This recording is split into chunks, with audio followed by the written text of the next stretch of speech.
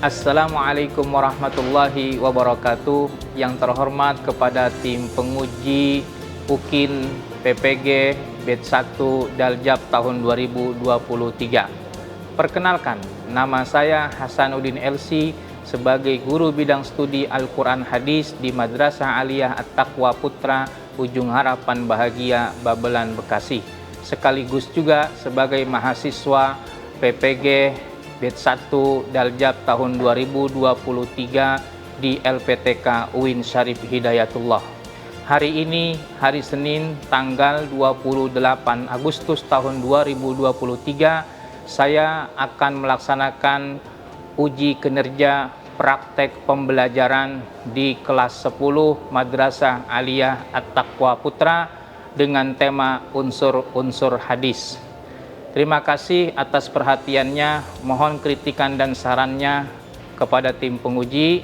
Semoga apa yang akan kami praktekkan hari ini menjadi pembelajaran bermakna baik untuk saya sebagai guru bidang studi maupun untuk anak-anak didik kami. Terima kasih. Wassalamualaikum warahmatullahi wabarakatuh.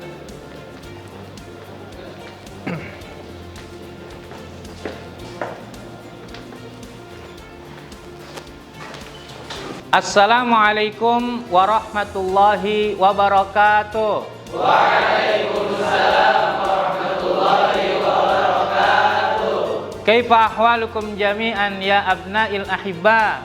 Alhamdulillah, nahnu bi khair wa afiyah. Masya Allah. Ijlisu jami'an ya abna'i. Qabla bidayatina lid-dirasah, ana urid minkum man yaqumu bid-du'a. Ya fitrah, hati ad-du'a. Marilah kita berdoa bersama-sama agar pelajaran kita hari ini dapat berjalan dengan lancar. Amin. Bismillahirrahmanirrahim. Bismillahirrahmanirrahim. Allahumma anfa'na bima 'allamtana wa 'allimna ma yanfa'una wa zidna ilman nafi'an walhamdulillah ala kulli hal. Amin. Khalas Ustaz. Nah, anakku sekalian, sebelum kita memulai pelajaran, guru akan mengabsen kalian terlebih dahulu. Yang pertama, Arif Fatur Rahman hadir? Muflihuddin Zain? Muhammad Ibnu Zaki? Naufal Rapid Nur Ilham? Ya abna'il aizza, da' yadakal yumna 'ala sadr. Ibda. Ya nafsi, ya nafsi, ya nafsi, kuntu musta'iddan lid-dirasah. Masya Allah. Anak-anakku sekalian, sebelum kita membahas materi Al-Quran Hadis hari ini tentang unsur-unsur hadis, guru ingin mengingatkan dan ingin mengecek sejauh mana pembelajaran kita sebelum ini. Apakah kalian masih ingat atau tidak? Coba Fitrah, pembahasan apa yang kemarin kita pelajari? Pembahasan tentang pengertian hadis dan pembagian-pembagian hadis. Masya Allah. Tamam, ahsanta. Apa pengertian hadis? Ya. Hadis adalah perbuatan Nabi. Hadis adalah perbuatan Nabi. Kelompok ini, apa pengertian hadis? Ya. Hadis ialah perkataan Nabi. Hadis perkataan Nabi. Kemudian ada yang lain? Pengertian hadis itu apa? الحديث هو قول النبي وفعله وتكراره. Masya Allah, lengkap sudah sempurna ya. Jadi pengertian hadis, ada hadis qauli, ada hadis fi'li, ada hadis takriri. Anak-anakku sekalian, mari kita belajar tentang unsur-unsur hadis. Unsur-unsur hadis itu terbagi kepada 3. Yang pertama sanad, yang kedua matan, yang ketiga rawi. Baik. Yang pertama, perhatikan anak-anakku sekalian, pengertian sanad menurut bahasa adalah sanad berasal dari kata sanadun yang berarti indimamu syai' ila syai', bergabungnya sesuatu kepada sesuatu yang lain, menempelnya sesuatu kepada sesuatu yang lain. Makanya ketika kita menggambarkan orang sedang bersandar, maka ada orang, ada tempat bersandarnya. Nah, berarti terkait dengan hadis, pasti yang namanya hadis itu ada yang namanya sanad. Karena sanad ini adalah sebagai sandaran untuk mencapai kepada matan hadis. Nah, sedangkan menurut istilah, sanad adalah jalan yang dapat menghubungkan matan hadis sampai kepada Nabi Muhammad sallallahu alaihi wasallam. Nah, jadi rangkaian itu anak-anakku sekalian. Jadi sanad itu nggak bisa cuma satu orang. Makanya ketika satu orang itu disebutnya rawi, perawi, tidak disebut sanad. Maka sanad ini adalah gabungan, rangkaian, jalan. Jadi dari orang yang satu ke orang kedua, dari sahabat turun kepada tabi'in, tabi'in turun kepada tabi'in, dan seterusnya. Jumlah itu, rangkaian para perawi itulah yang disebut sebagai sanad. Coba perhatikan, ya. Di situ ada contoh hadis. Haddatsana Aliun, haddatsana Sufyan, qala Az-Zuhri, haddatsana an Sa'id ibnil Musayyib an Abi Hurairah. Nah, itu lihat Bapak guru telah kasih warna beda tuh, warna biru ya. Jadi Ali, Sufyan, Zuhri, Sa'id ibnil Musayyib, Abi Hurairah, ini semua adalah rangkaian yang disebut sebagai sanad. Itu. Sedangkan yang berwarna merah itu al-fitratu khamsun dan seterusnya adalah disebut sebagai matan. Nah, kita lihat apa itu pengertian matan ya. Matan menurut bahasa ma saluba wartafa'at minal ard. Ya. Tanah yang mengeras dan meninggi ya, atau bagian tanah yang keras dan menonjol ke atas, itu matan menurut bahasa. Makanya apa hubungannya antara matan secara bahasa dan istilah? Betapapun banyaknya para perawi, ya sanad itu begitu panjang, yang ditonjolkan itu nanti adalah matannya. Karena yang kita ingin jadikan petunjuk dalam kehidupan kita sebagai seorang muslim, sebagai seorang pelajar adalah agar kita mengamalkan hadis-hadis Rasulullah sallallahu alaihi wasallam. Maka matan itu adalah masaluba wartafa'at, sesuatu yang menonjol, yang meninggi, yang mengeras. Nah, apa pengertian matan menurut istilah? Nah, alfazul hadis allati yutaqawwamu bihal makna. Kata-kata hadis, lafaz-lafaz hadis yang dengannya terbentuk makna. Jadi matan itu adalah kata-katanya, sabda nabinya, sekalipun yang paling sedikit, seperti hadis la taghdab. Kata Nabi begitu, jangan kamu marah. Itu sedikit, tapi sudah membentuk makna. Ya, itu adalah matan. Jadi matan itu adalah alfazul hadis, lafaz-lafaznya, kata-katanya yang setelah berakhir tadi itu dari sanad itu.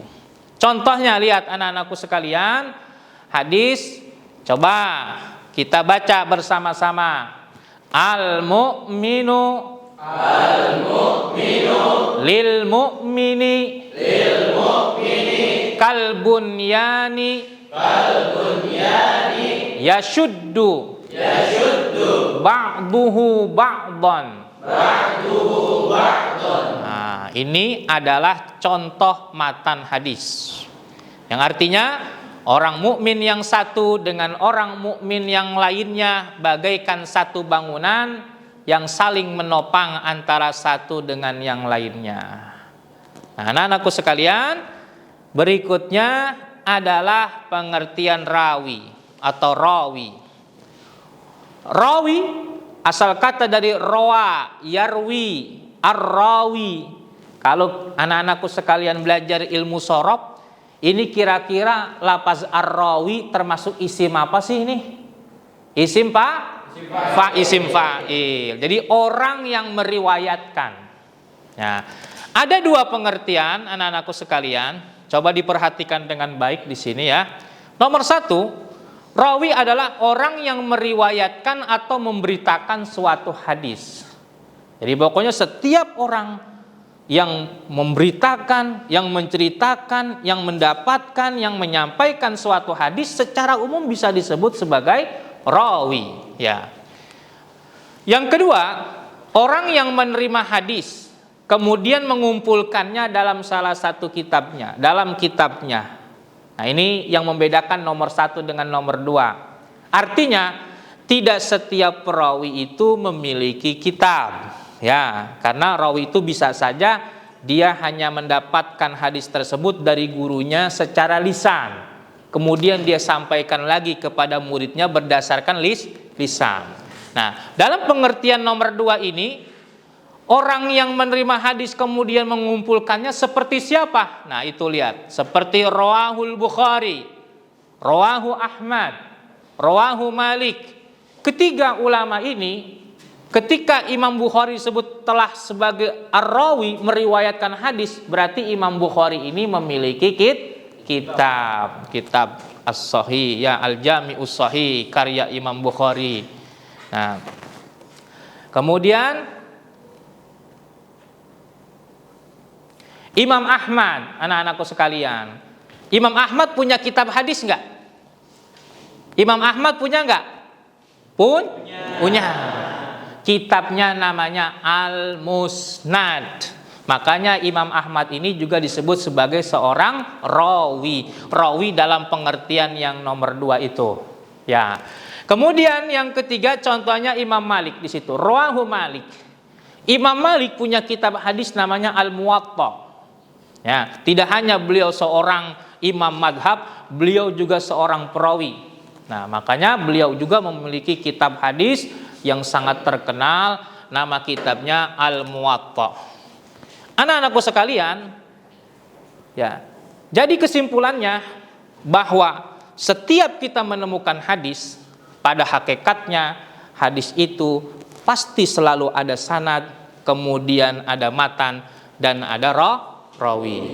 Karena nanti kita akan mempelajari materi berikutnya, hadis menjadi sahih, hadis menjadi hasan, hadis menjadi dhaif itu sangat bergantung kepada sanad dan matannya. Mudah-mudahan anak-anak sekalian bisa memahami unsur-unsur hadis yang sangat penting ini. Amin ya rabbal alamin. Gambar kerja peserta didik. Ya. Ini untuk kelompok 1. Nanti tolong dikondisikan, disiapkan ketua kelompoknya siapa, notulennya siapa, kemudian yang presentasi juga siapa. Ya, bisa dipahami? Baik, anak-anakku sekalian. Untuk kelompok 2, begitupun demikian ya. Nah, ini tugasnya. Kemudian untuk kelompok 3, ini tugasnya. Silakan kerjasama dengan baik ya. Tugasnya dilakukan dengan sebaik-baiknya. Ini untuk kelompok 4 ya. Jangan lupa siapa ketuanya, siapa notulennya, kemudian juga siapa yang presentasi. Bisa dipahami ya anak-anakku sekalian? Nah, baik, silakan kerjakan.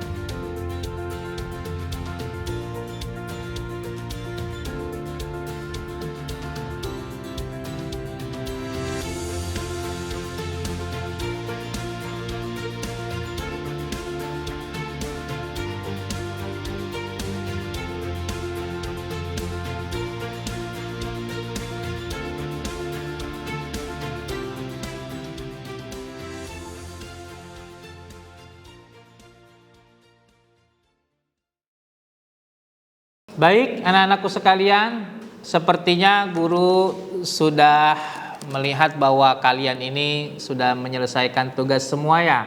Sudah. Alhamdulillah.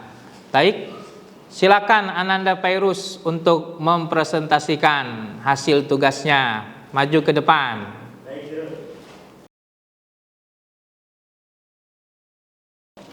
Bismillahirrahmanirrahim. Assalamualaikum warahmatullahi ta'ala wabarakatuh. Waalaikumsalam warahmatullahi wabarakatuh.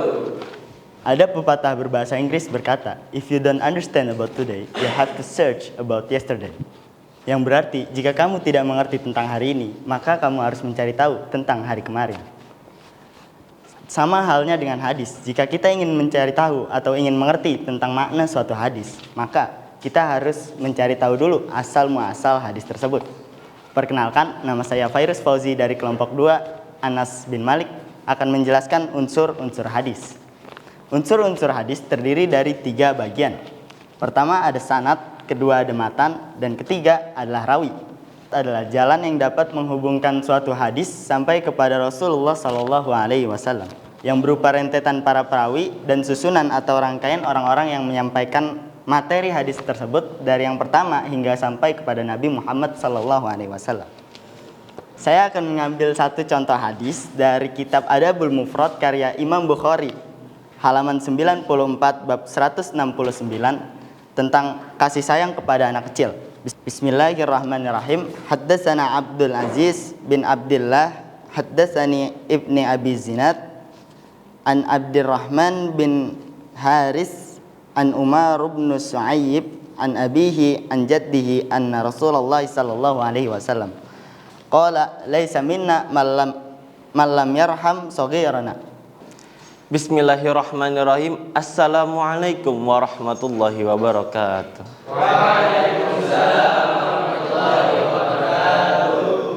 Saya pernah mendengar seorang filsafat berkata, kalau kalian ingin tahu apa itu makna dari sebuah kata atau sebuah perbuatan atau sebuah sifat, caranya adalah melihat intinya atau dalamnya. Kalau nggak bisa, lihat dari luarnya. Kalau nggak bisa, lihat dari apa perbuatannya jika itu dia memang sebuah manusia. Kalau sebuah kata, dari mana kata itu tersebut. Kalau dari sebuah benda, siapa yang membuat itu.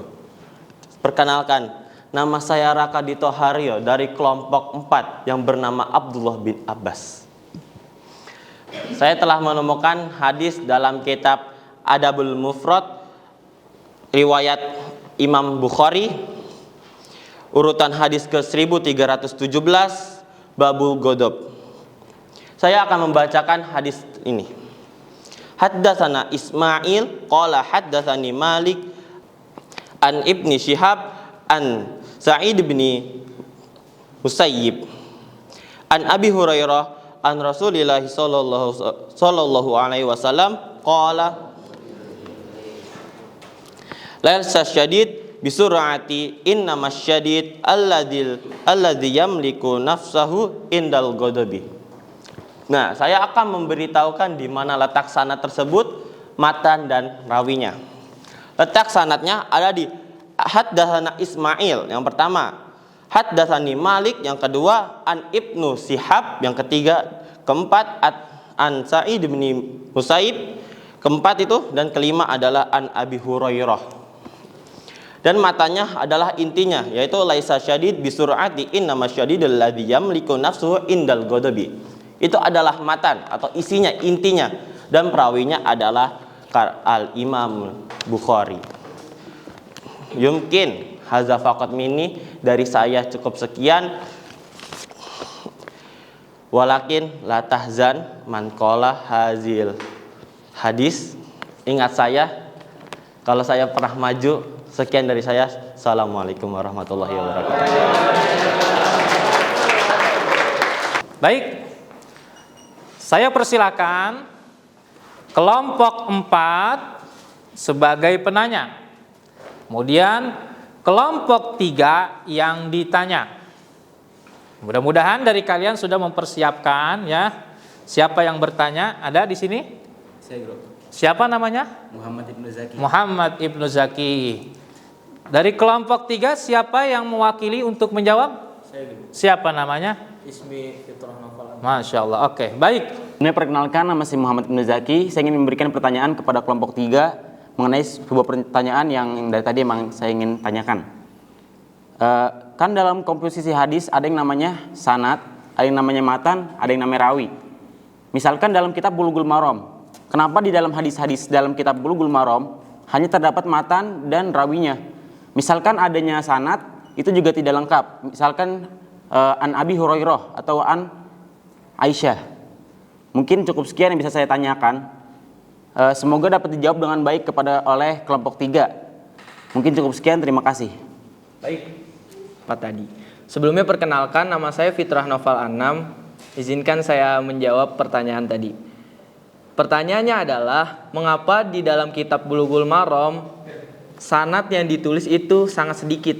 Contoh tadi yang diambil adalah cuma an Abi Hurairah ataupun an Aisyah. Dan seperti ini. Jawabannya adalah karena musonif kitab Bulughul Maram menulis sanad yang sebegitu sedikitnya karena untuk mempermudah pelajar dalam memahami isi hadis. Jadi Ibnu Hajar al-Asqalani tujuannya adalah untuk bagi para pelajar memahami isi hadis tersebut, bukan fokus kepada sanadnya. Coba kalian bayangin kelompok 4. Kalian tujuan untuk mempelajari Bulughul Maram untuk mengetahui hukum-hukum yang ada di hadis tersebut. Otomatis kalian mempelajari matanya dong. Betul gak? Betul. Nah, bawa full sanad dan isinya cuma sedikit. Di situ jadi kita teralihkan fokus antara kita untuk melihat sanad sebegitu banyaknya, pasti kita pusing dong. Nah, oleh karena itu Imam Ibnu Hajar al-Asqalani tidak menulis sanadnya secara full agar para pelajar fokus terhadap isinya, fokus terhadap hukum-hukum yang ada di dalam matan tersebut. Masya Allah, kasih aplaus.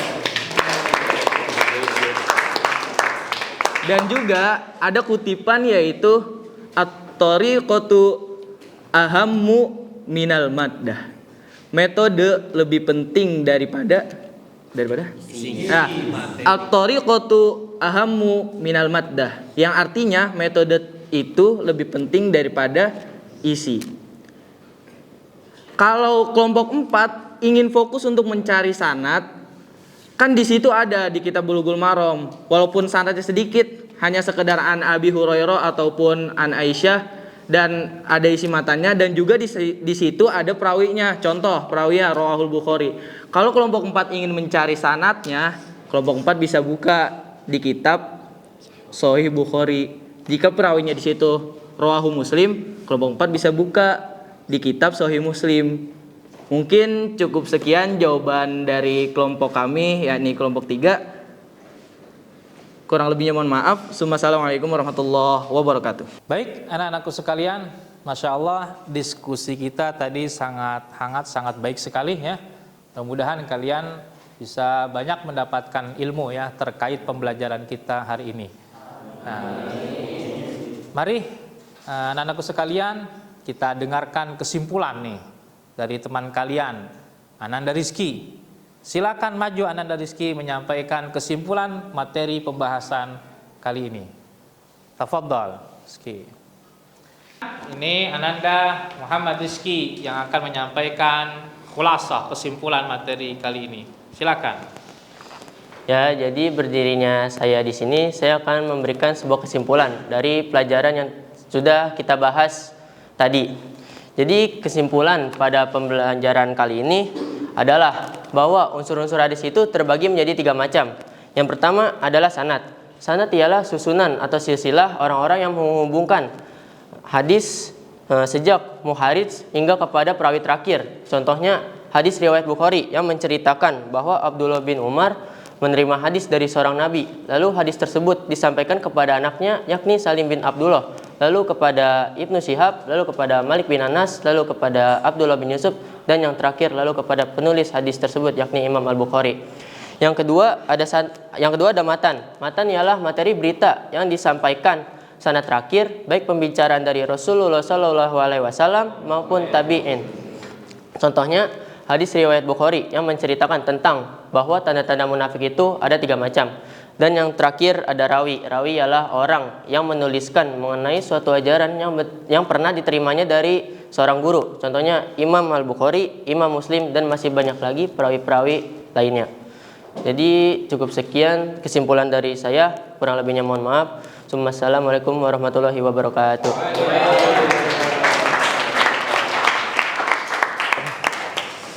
Mari kita tutup pembelajaran kita kali ini dengan pembacaan doa. Doa yang akan dipimpin oleh Ananda Muflihuddin. Ya, kepadanya, ayo silakan dipimpin Ananda. Marilah kita baca bersama-sama doa penutup. Mari ikuti bersama-sama. Bismillahirrahmanirrahim. Bismillahirrahmanirrahim. Subhanakallahumma.